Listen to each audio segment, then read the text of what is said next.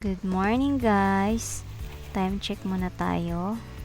It's 4:30 in the morning at ito na po ang aking nadatnan. Naangat na po nila yung net at nagsasalok na po sila ng tilapia. Ito po yung aming alagang tilapia. Hina-harvest na po sila dahil pwede naman na siyang harvestin. At may mga kumukuha na rin mga bakulera. Usually talaga madaling araw sila nag-start harvest.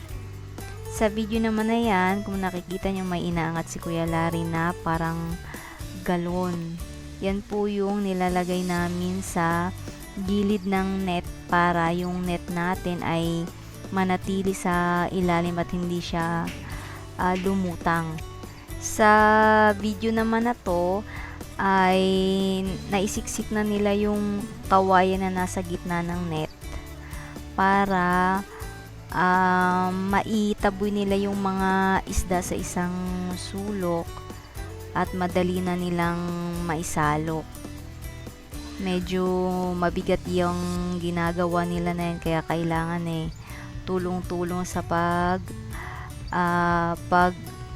paghila nung net, kasi pag nabasa yung net or talaga namang basa talaga siya, napakabigat po talagang hatakin. Sa mga nagka-harvest, usually sila ay nasa 4 na kataong nagtutulong-tulong.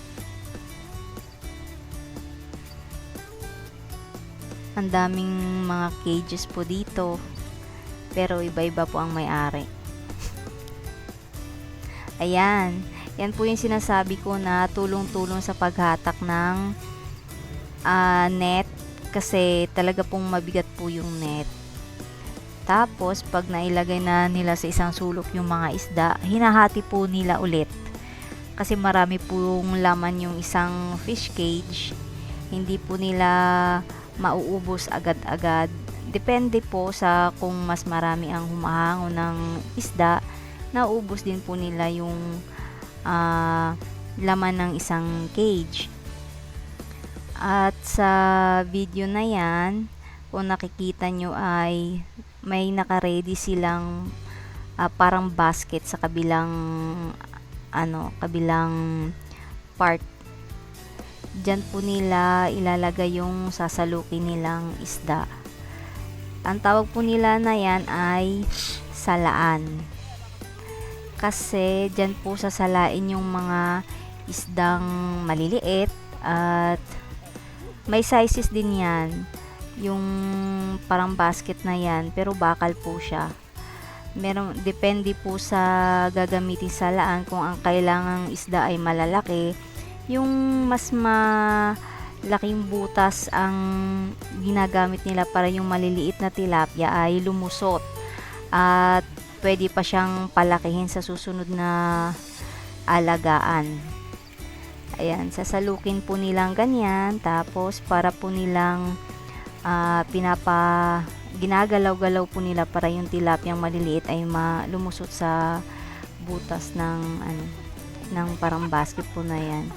After na yan, isasalin naman po nila dyan sa net yung mga naiiwan dyan sa loob ng salaan. Dyan po sa net na yan, yan po yung hahanguin papunta po sa dun sa mga hahango ng isda sa may pangpang. Ayan, sinasali na po nila yung mga natirang isda. That's all for today guys. Bye!